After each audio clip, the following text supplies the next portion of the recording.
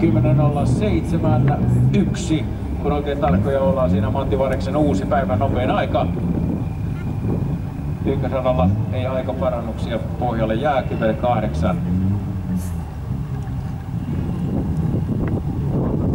Mustang radalla 1.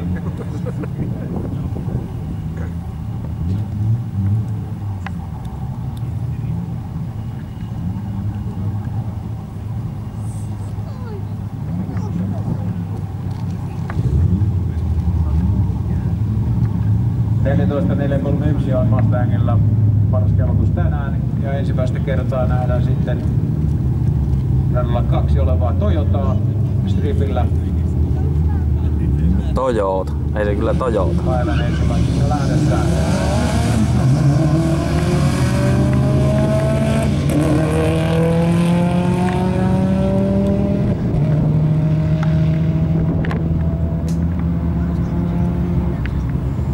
Radalle 20 erovoitto, 13.4.57 tarkennettu aika.